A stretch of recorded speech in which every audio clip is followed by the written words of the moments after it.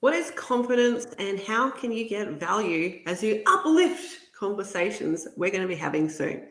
Hey, just a quick disclaimer for this chat on Uplift today.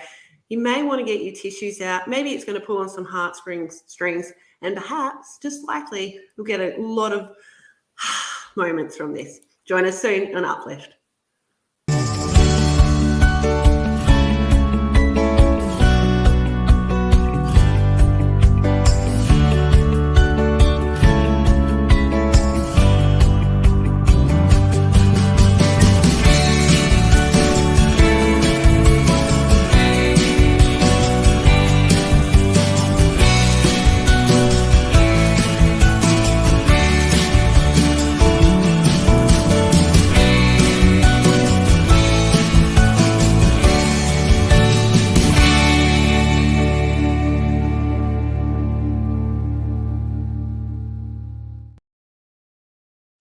Good morning, good afternoon, if you want to sing it. My name's Sarah Wade, one of the co-hosts of Uplift. Thank you so much for joining us live or in replay on Uplift. Uplifting conversations that set your heart on fire.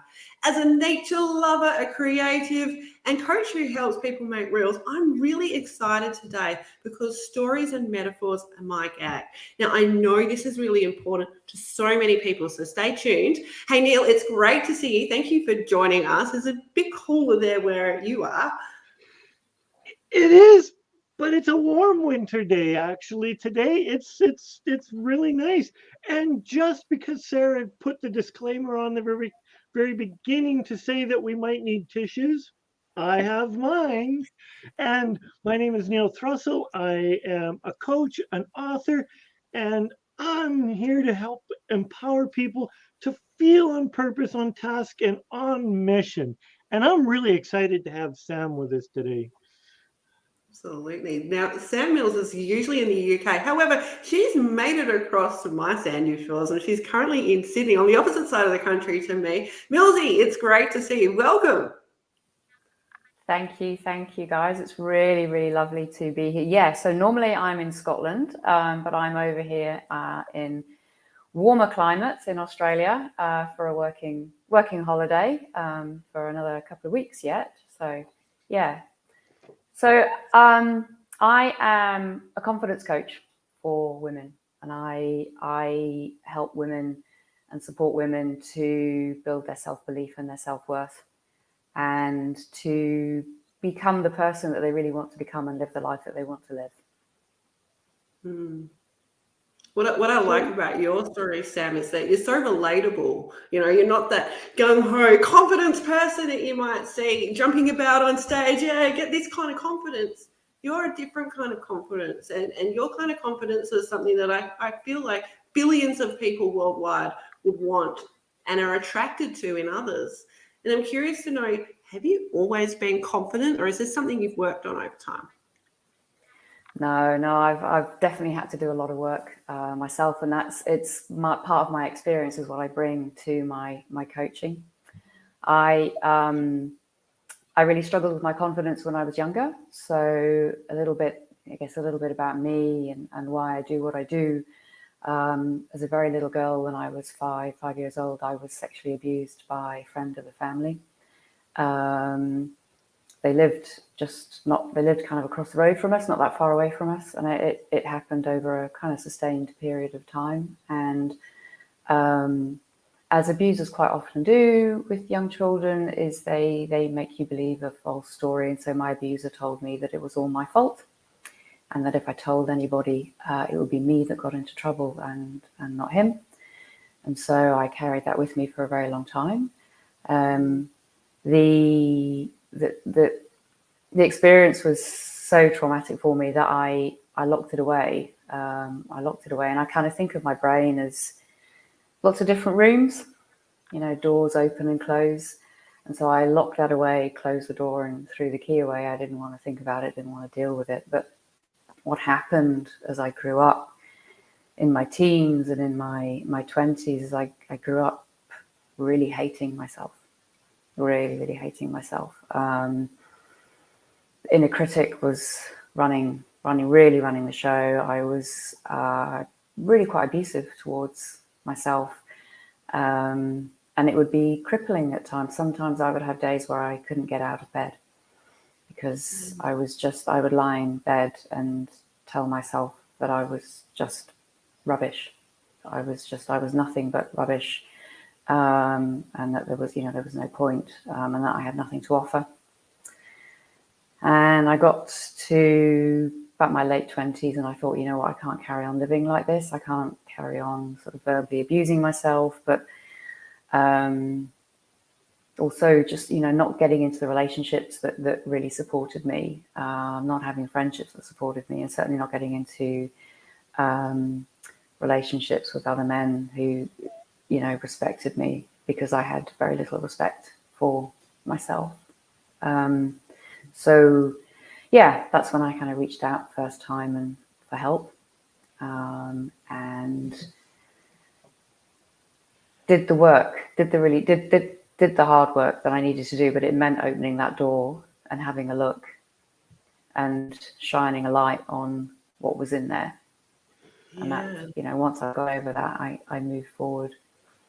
So Sam, was there something in you clicked, or something you became aware of, something that when I heard you say that you decided or you made a choice to change? What was it that pushed you from self-deprecation to be willing to look at this other side of the possibilities that you're a better person than you're being at the moment? I attended my first ever personal development workshop. I think I had already been thinking that something needed to change, and I think I was already beginning to realize that I had a lot more to give, and that I needed to value, my self-worth was really low. I really needed to value myself much more highly. And I saw this all-day personal development workshop. I had no idea. I'd never done anything like that before. I had no idea what it was going to entail. And I just, the only thing about the workshop I can really remember is I remember describing myself as the person I wanted to be was Lara Croft, the Tomb Raider character. I wanted to be Lara Croft. That's who I wanted to be. And I walked out of that workshop at the end of the day and I thought, no more. I have got to go and find help. I've got to work through this. I've got to talk this out and get myself to the other side and be the person that I really want to be. Huge decision, that asking for help. Was that something that you toyed with for a while, or was it literally in that personal development session that everything changed? I think it was really in that personal development session that I came out just knowing that I couldn't carry on living this way anymore. I think prior to that, thoughts would float through my mind, but I put them away again. When you don't value yourself and you don't see your worth, you then don't believe that you're worthy of getting help. And you don't believe that you're worthy of having somebody support you. Yeah. I love that you wanted to be Lara Croft. Because to me, she is epitome of a strong, bold, but she is badass. And yet I don't sense this badass woman in you.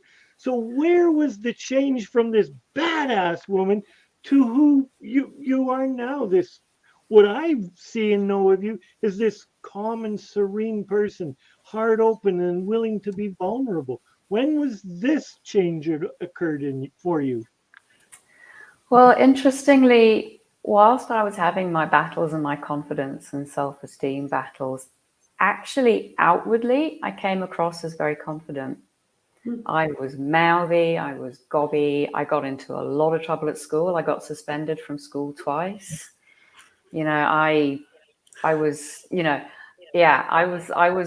I was the kind of friend that, that other parents are going, yeah, I'm not sure you actually want to hang out with, Sam. She's into kind of creating riots, because that's what I thought confidence was.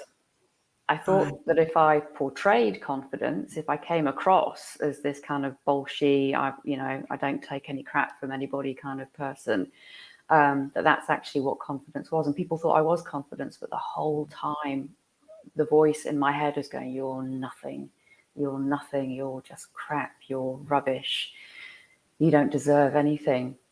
So it was very much the difference between my exterior and my interior. I think many people can relate to that, that inner critic inside, and maybe you're holding it all together on the outside. Was there like a straw that broke the camel's back kind of moment for you? I think I got fed up of hating myself. I got fed up of hating myself, and I think I also knew, you talk about this calmness that I've got. I think I knew that, and this is what, this is what I help women with, is that you don't have to be this massively outgoing, loud, center of attention person. Is that your confidence is just something that's inside of you, and that you can be very quiet. You can actually be a very quiet person and still portray confidence. And I think I just realized that that's actually who I was. This loud, center of attention, bolshy, look at me, and is there a rule to be broken? Let's go and break it kind of person. Wasn't me who I was at my core. And I think when I did the personal development workshop, I think that for me was I get it. I get what it is that I need to do. Now that I understand what personal development is, I get what it is that I need to do. I need to go and talk this out. I need to go and talk to somebody about this. I hear, and I think there's a huge difference, you can notice between, as we've both mentioned before, that extroverted and that introverted confidence. Is it a good thing to switch between, or is that being inauthentic, do you think? I think for me personally, I am a little bit of both. I think I'm probably more introverted in the sense that I can be outgoing. I can be with lots and lots of people, but I need to go and have some quiet time to myself to kind of regroup and like stabilize and ground myself. And I think a lot of people are like that. And I think we can get fixated on you're either an extrovert or you're either an introvert. And sometimes people feel they need to be one or the other, but actually you quite often have both within you, your body, your mind, your psyche, it needs a little bit of both at times. And I personally relate. I at times am outgoing, gregarious, and other times I am quiet as a mouse. I just can get easily overwhelmed by everything, what's going on, and I can just be, the introvert of me is just screaming for silence. And yet there's times when the extrovert is like, look at me, look at me. Yeah, and I think the thing with confidence, if you're lacking confidence, or certainly my experience was when I was lacking confidence and self-belief, I thought I had to be extrovert all the time. I thought I had to be the center of attention, and I had to be the hellraiser and the party goer. And that's part of what was draining me, was actually, no, if you have true confidence, you can be in a crowd of people and not talk, because you know who you are and you're confident within yourself. So, and I'm personally attractive to people who are active listeners, those people who really paying attention to your story. Getting back to your story, is there parts that some people don't want to hear, or is there parts that everybody's like, wow, I need more of this? I think there are times that people are surprised that I talk openly about it, because it's not a subject that we talk about, and I do it on purpose. I do it on purpose because it should be a subject that we talk about. There should be no shame. I can guarantee that every one of us knows somebody that has experienced something similar to me, but quite often you don't know it. Could be friends, it could be a family member. You have no idea, because people don't talk about it, and it should be spoken about. So I think sometimes people are surprised. Sometimes when I talk about it, I see eyebrows being raised. I think, as I mentioned, I've been to some professional business networking events, and in my 2-minute pitch, I give them 10 or 15 seconds of why I do what I do, and there are times where there's a stunned silence at the end of my pitch, like people can't actually believe that, and that's why I do it. Yeah, I appreciate that. I think, being aware that this is happening in our society, and that, talking about these statistics and these horrors that happen is our way to help other people by talking about it. There is no shame as the victim. There's a lot of shame as the perpetrator, though, and both sides can get help. I think that's really important. I don't know if you know, but the Australian statistics, and they're roughly the same worldwide, but sexual assault is 1 in 25 men in Australia. That's reported, I should say, and 1 in about 6 women. And those 1 in 6 women often reported more than one horror, shall we say. Yeah. And these things that, if we just spoke about them more regularly, like you are in not only our general conversations, but at big events, it really does open other people up to opening up and feeling like it's okay to share their stuff, especially when they're around people who are trauma informed. Was that something you looked into before beginning your coaching career? Sorry, did I look into the trauma? Yeah, like to be trauma informed, or is it more of a lived experience way of helping people?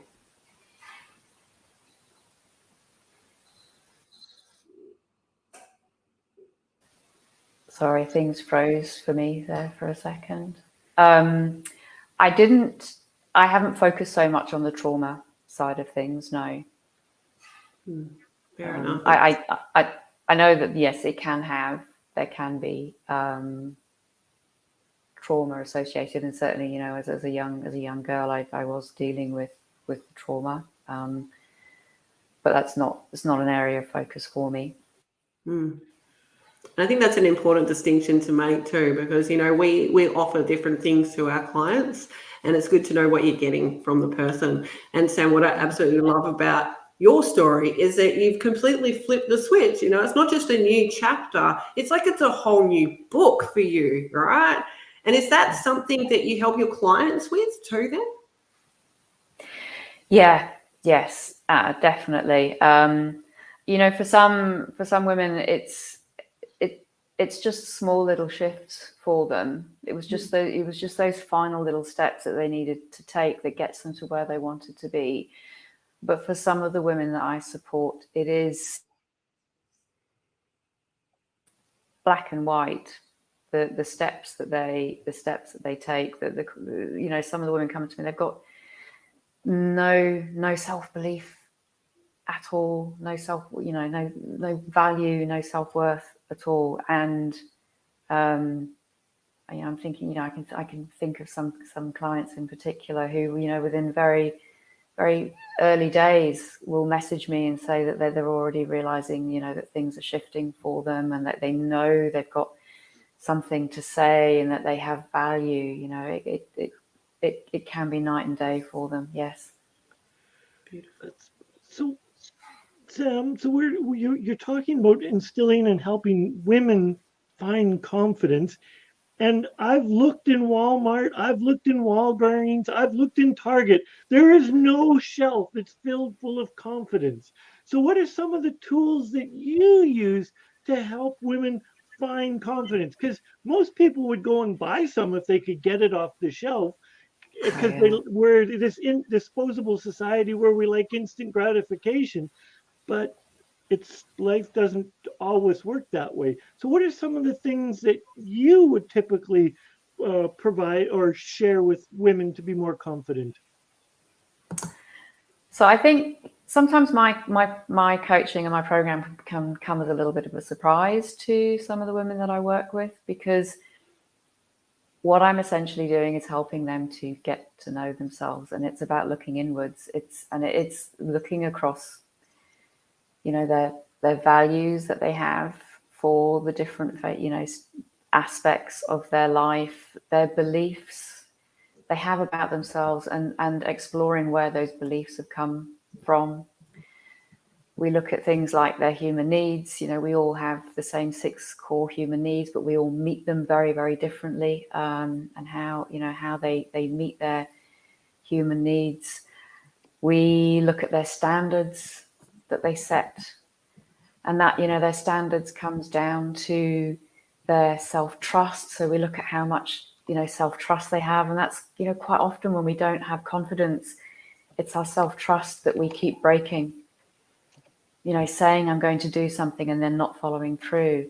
And all that causes is that continuous negative feedback loop, that continuous spiral, because then you've broken your trust in yourself. And so therefore you then don't believe in yourself and you don't have the confidence. If you build your self-trust, you'll start to raise your standards.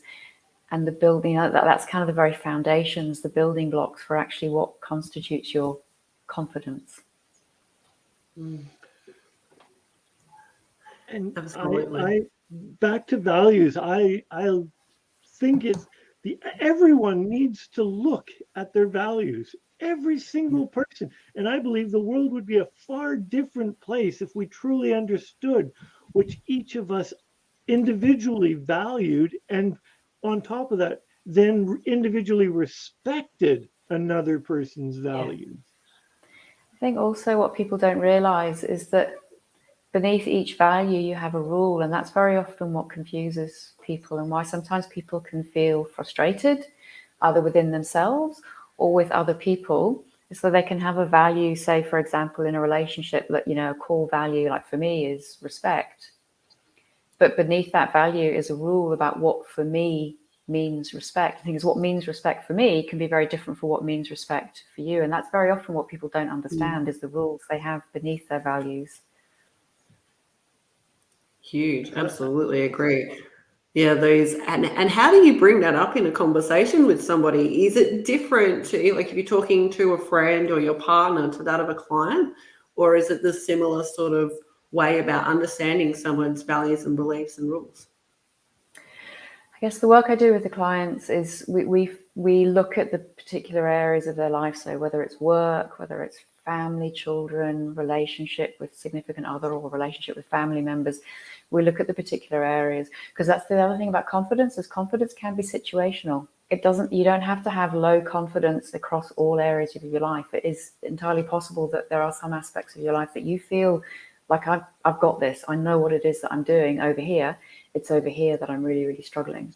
And so with regards to values, sometimes what we do is we focus on a particular area, because that allows us to get really deep. It allows us to really explore the layers within those values. So in your working relationships, in your relationship with your children or your significant other, we go quite deep within those values. And I guess it's not something I would necessarily dive straight into with maybe friends.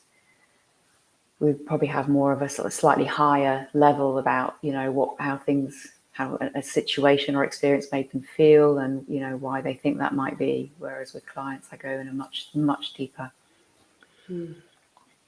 I love what your what you just said, that we go into it. So yeah, I'm just listening into your languaging and how you're involving their conversations, but you're becoming part of their journey. I love that. Yeah, it is. The coaching journey is very much, it's a partnership, it's a relationship. There's only so much that I can bring my tools to the table, but, you know, the client needs to want to work with those tools. And so it is very much a partnership. We're both bringing our own experiences and ourselves to the table to work on it together. I love that do with process. It's something that I think a lot of people miss out on because they don't ask that, you know, that big 4-letter word, help. You know, they miss out on those experiences. Yeah. So if you were considering, like, so say, you know, you're feeling a bit lost, you're not really sure of yourself, you know, you don't really know who you are because the person you were in your marriage is maybe different to the person you are now. What steps would you take to look to finding a coach? I'm going to open it up to both of you guys because I'm curious to know there might be some differences between what you would suggest or what you would do. You want to go first? For me, all of my coaches, I have to be able to, it is the connection that we're making so that I feel valued and safe. So it's all about the safety of the container that the coach is creating me, because a good coach can coach you on anything. It may not be their specialty, but a good coach can coach you on anything. But I, as the client, need to feel safe. I need to feel heard and understood. And those are what I'm looking at. And if I want to model them, then they would become a mentor for me as opposed to a coach. So then if they're my mentor, then I expect, and let's say finance, I want my mentor to have made $1 billion already and be teaching me. I don't want him to be broke or have less money than me. Very cool. And Sam? I think it's really important for people to understand that there is a whole array and world of coaches out there, and not every coach is for every person. And it, you need. I know that I am not right for every woman, and so some women may see the content that I'm putting out on Facebook or even have a conversation with me and think, I'm not really getting it. I'm not really resonating. It doesn't mean that coaching isn't right for you. It just means that perhaps my style isn't right for you, but my style is right for other women, and you will find a coach who is right for you. The same way that coaches need to identify whether the client is right. We all have our very different ways of working, and so we also identify whether the client is the right fit. There has to be a match. There has to be a fit, and sometimes it can just take a little bit of time to find that right person for you. Absolutely. And I'll add to that, whether you're the coach or the client, there's so many ways that you can refer people onto each other, because there might be somebody out there who I know is needing some help in one area, and being a coach, I have access to a lot of other coaches through my various masterminds. Linking them together and referring people is a beautiful gift. And whether if as a coach you don't feel comfortable working with the client for one reason or another, forwarding it on to somebody who, as Neil said, can hold them in that safe space where they can feel comfortable to do what they need to do, to process what they want and choose to process, is a beautiful thing. So thank you both for your responses. I appreciate the perspectives, and I'm sure that people watching it live and in replay do. Speaking of live and in replay, we would love to hear the value drops that you are getting from this. So if there's something in particular you want to ask Sam, Neil, or I whilst you are watching us live, or if there's a comment you'd like to see us in the replay, please do so. We will interact with you. So, Sam, when it comes to people really understanding their values, and I touched on before, that our values change through life. Do values often shift within the beginning part of your program, or how do people sort of sift through that which is going on in their head with you? I think, sometimes we can do the values work and people can identify their primary values. But it's not uncommon and I think you guys would understand this, that whilst you're going through your personal development journey and whilst you're going through your coaching, as you learn more about yourself, you might find that things start to shift and start to change. And it might be that you might decide, actually, I want to change the order, I want to change the priority within my values, or actually I've just discovered there's something else that's really important to me and it hadn't, it was buried, it was hidden. And now that I've discovered this new part of me, I've discovered actually I've got to visit, there's another value, there's something else that's really important to me that I hadn't acknowledged. So for me, the coaching journey very much is a journey. It's a journey of exploration and uncovering and kind of unpacking, and things can change as we go through. And I love how you said that our values, priorities in our values, I don't think change, but the priority, the weighting we give to them does. And because I've got a friend who, him and his wife thought they didn't want to have children. Well, when you leave it up to luck and the Russian roulette, things happen, biology takes over, and they became parents. And his priorities, because they would go out to movies and shows and now he's a stay-at-home dad and he's absolutely loving it. And it's just another way that he valued time with his wife, and now he values family time, and it's just a high different priority. So, Sam, what are some of the other tools that you would like to share? So you've talked about values. What other some of the tools that you use? So I can't. We've already decided that I cannot go to Walmart to get confidence. What are some of the other things that you could help? I'm a male, but confidence can be either way. What are some of the other tools that you could help me with my confidence, or to help get rid of that little voice in my head that says I'm not good enough? Yeah, so we do a lot of work on beliefs, the beliefs that you have about yourself, and that's quite often the voice that's chatting to you. And so I help women to separate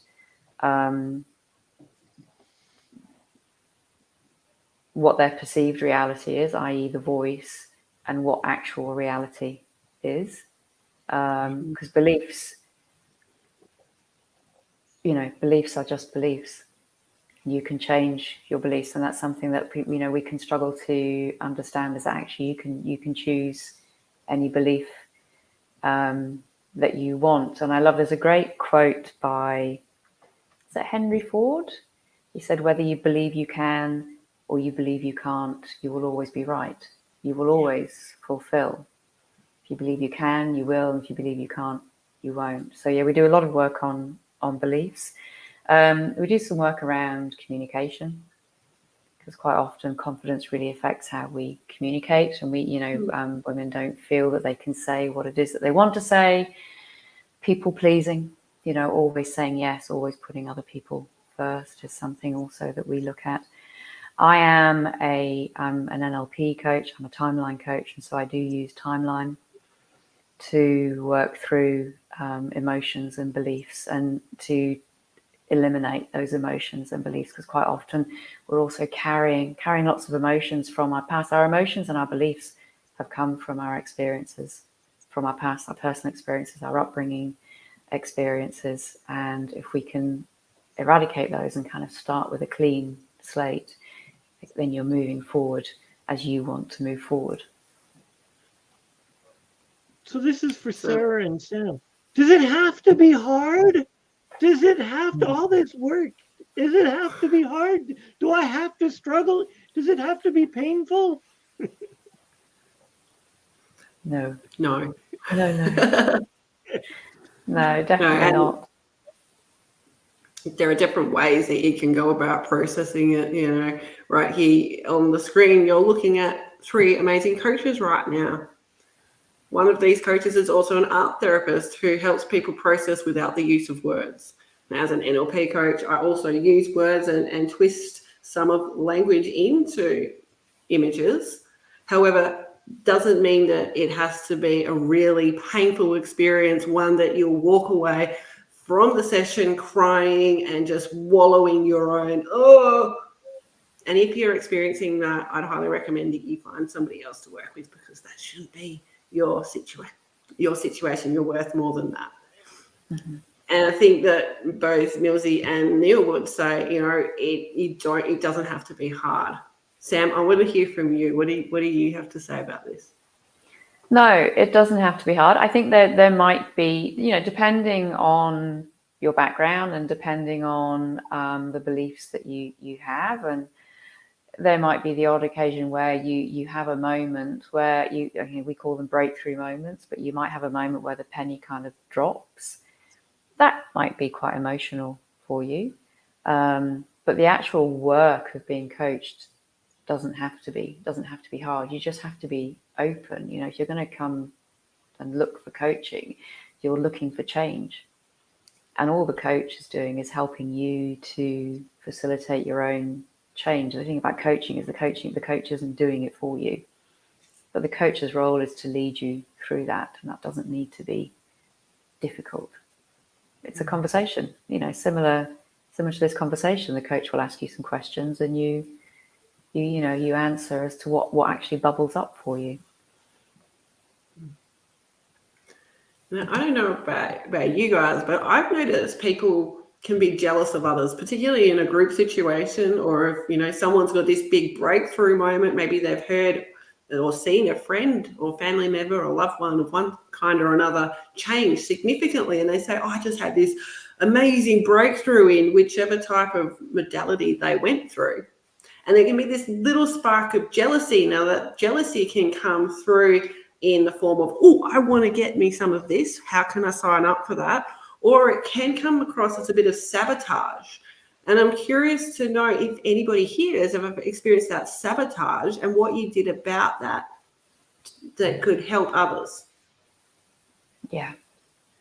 I think that's very true. That can happen. And I think, sometimes, people who are working on themselves and making discoveries about themselves and changing themselves, some people around them may feel a little uncomfortable about that. Might be a bit scary for them. I think what people need to understand is it's not about you. It's about the people who are experiencing those emotions, whatever those emotions are, whether it's frustration, whether it's disbelief, whether it's anger, or whether they're trying to sabotage you. It's not about you.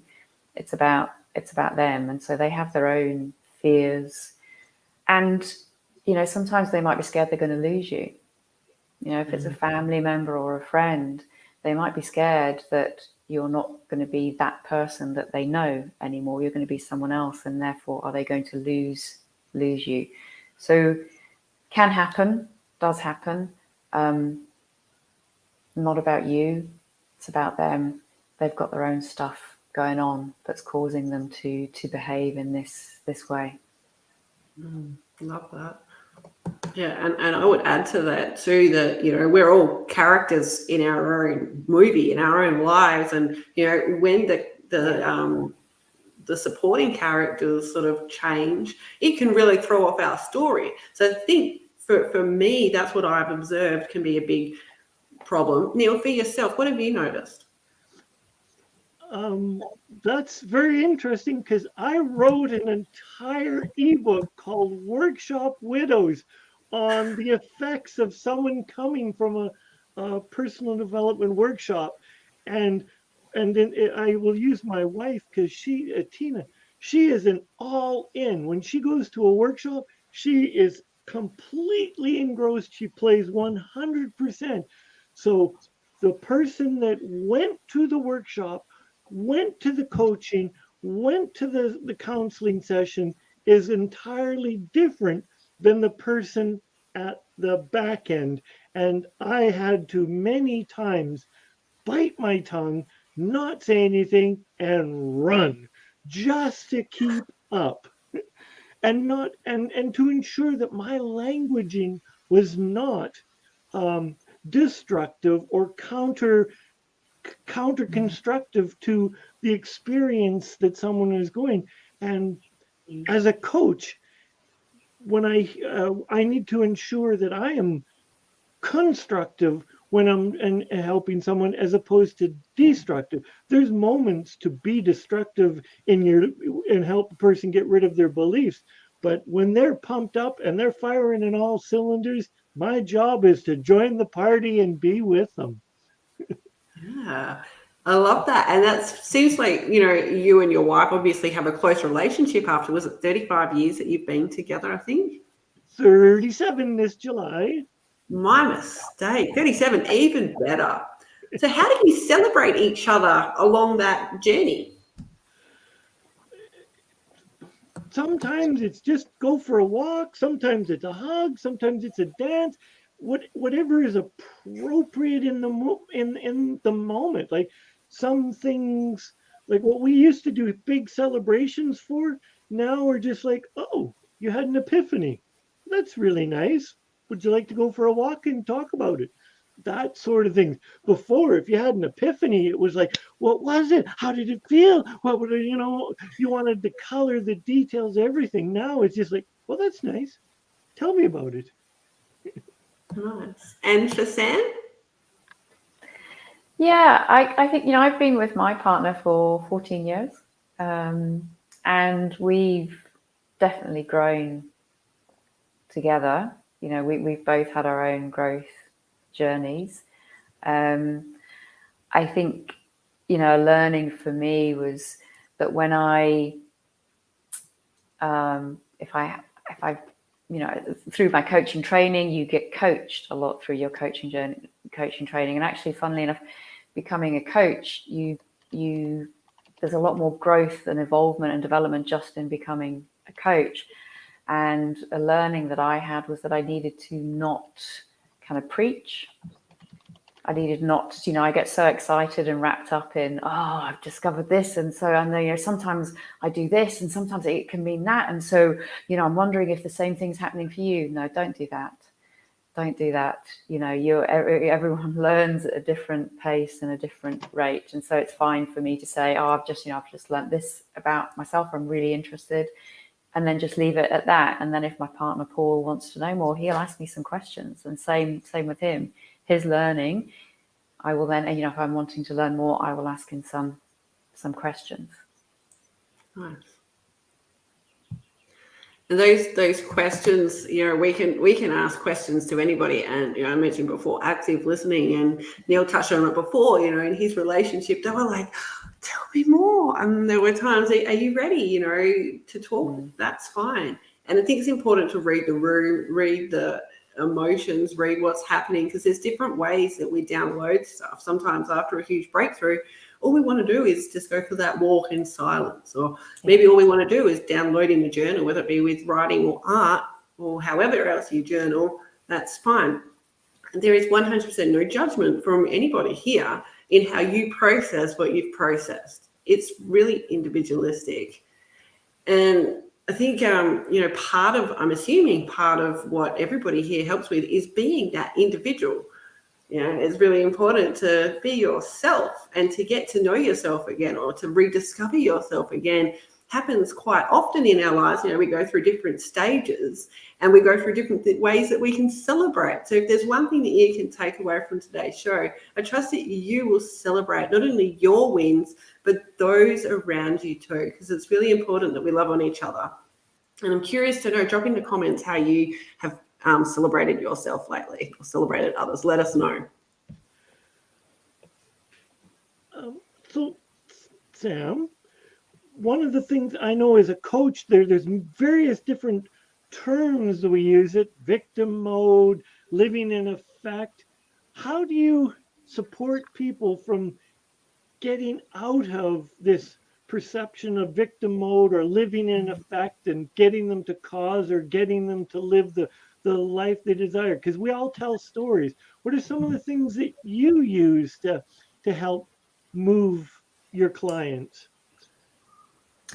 So I do talk to them about the differences between living at cause and effect, the way, that we take responsibility and ownership for our lives, and the way that we blame and point the finger. And I do some work with them where we explore different areas of their lives where they possibly live more at cause or live more at effect, and what the living at effect looks like for them, what that involves for them, and what that gives them, what that provides them. It's part and parcel of them exploring, because sometimes we hang on to things. Sometimes we hang on to a particular way of operating or a particular belief system because it's actually providing us with something. Again, we can be more at cause and more at effect in different areas of our lives. And there's also, a sort of pinch of reality to this. It's like, yes, the ideal situation is that we take complete ownership of our lives. But sometimes, sometimes life throws us a curveball. And if you're having a crappy day, it's actually okay to say, you know what, I'm having a crappy day. I'm having a crappy day. I'm going to go and get through a box of tissues, and I'm going to eat a whole tub of ice cream. And then tomorrow I'm going to get back on the horse. And that for me is a living at cause way of dealing with being the victim. I'm going to be the victim, but just for this period of time. I've had a rubbish time. and then I know that I'm going to move out of it. And that's taking responsibility, because you cannot, life isn't like this 100% of the time. You cannot live up here 100% of the time.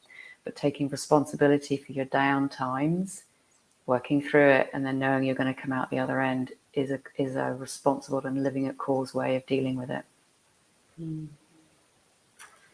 So for those who don't know, would you describe living as affect as being a dysfunctional way?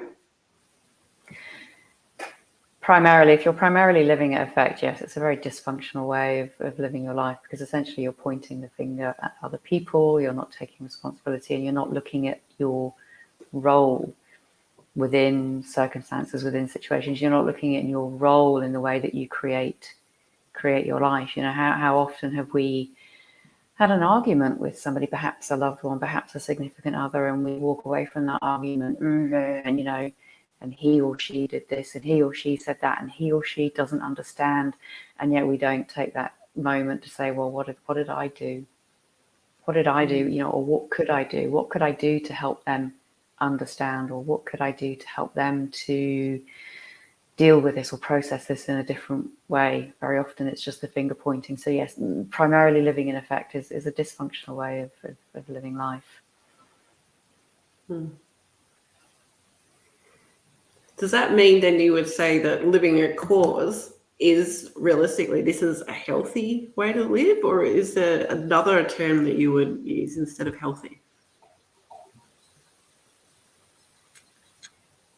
I think I would probably describe it that if you're living at cause, you're taking ownership, you're taking responsibility, and you're understanding the role that you play, and that your life plays out in a way dependent on who you are and how you behave.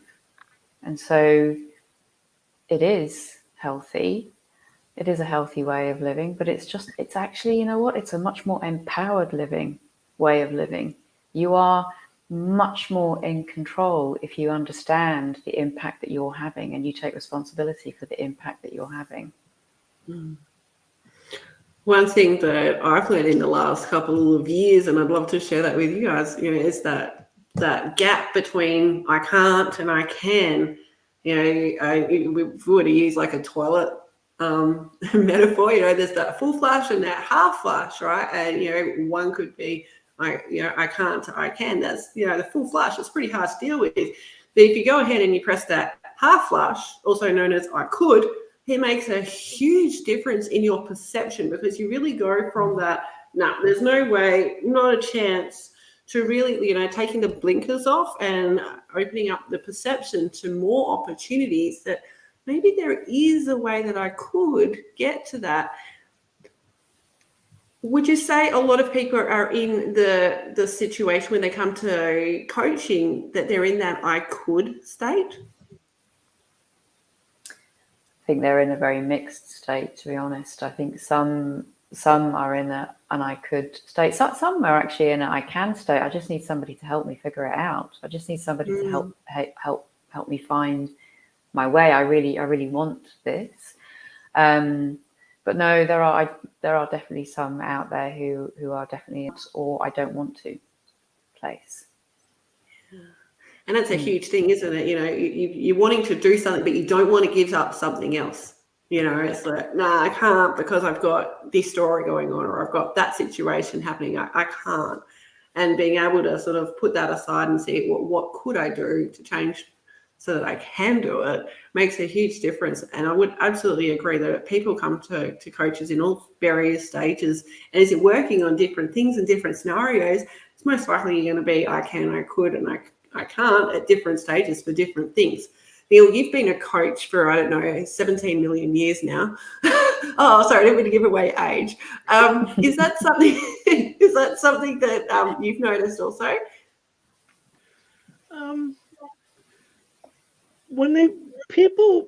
Generally, if they're looking for a coach, they're usually at that I'm a willing and I can stage, or they're at least open to saying I can do this. Clients that I have found that didn't even know that they needed a coach, and they were just like, oh, you can do this? I could do this? Then they're few and far between, but there's people that just, you talk to them and you say that you help people solve these problems, and they have these problems, and they're like, oh my goodness, of course I want to work with you. So as if you're willing to allow yourself to be vulnerable, a coach can help you. If you allow yourself to be open to some processes, a coach can help you in so many different ways, and there's so many different modalities. There's a flavor of coach out there for you. There's a gender of the coach that you want. There is the exact person to support you. And Sam traditionally resides in Scotland. So if she's in your time zone and she speaks to you and it resonates with you, then go and see Sam, listen to Sam. Technology allows Sam to be anywhere in the world. Just might mean somebody's getting up a little earlier or staying up a little later. If Sarah resonates with you, because of art therapy, once again, technology allows us to meet anywhere. Absolutely. Absolutely. Thank you for sharing your perspective, Neil. Appreciate you. Hey, we are coming to the end of the show, and I'm curious to know if anybody has got any questions for any of the panel right now. Please drop it in. Otherwise, we might not have time to answer your question. Right? So moving forward, Sam, what's one thing that you wished people would ask you, but they don't usually? Good question.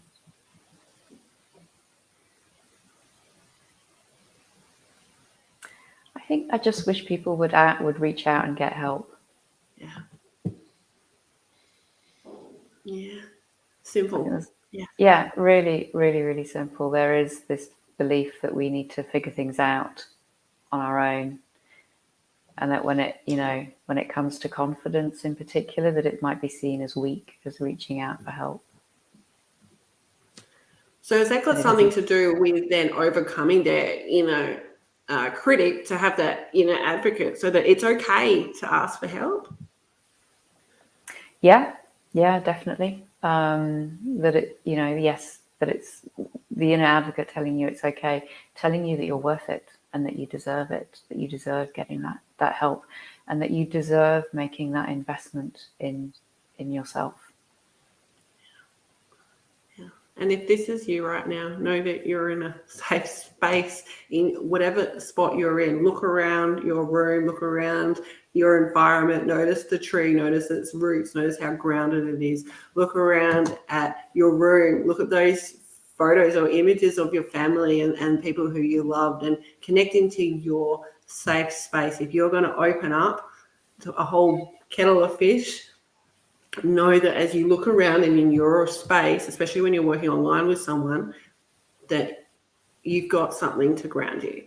One of the reasons that I use Play-Doh a lot with people is because it's physical, so they can talk or they can share their stuff whilst also getting it out in the physical world. And the combination of the two really elevates what they get out of that situation. And I absolutely love witnessing people's amelioration through processes like that. That's by the by. Hey, Neil, have you got anything interesting that you would like to share about what's happening in your life before we get going? Oh, I wish I could say yes, but I'm in the midst of writing. So currently I'm in the midst of building a program, writing a book, and reinventing myself. So right here, right now, I'm just in the creative. I'm just too excited. I can't speak. In the creative phase of what's going on. But that being said, if you want to know how to self-publish your book, drop me a line. If you want to help learn how to stop procrastinating because you've been working on a book forever and you want to stop procrastinating, drop me a line. How about you, Sarah? What are you working on?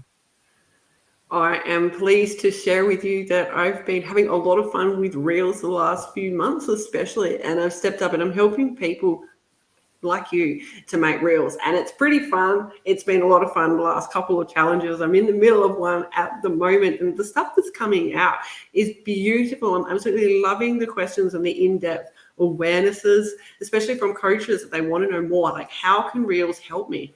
Thing is, we watch a lot of short form content, but we might not know how to create something that speaks to our audience. So if you're interested in doing that, really, really is coming at you in February.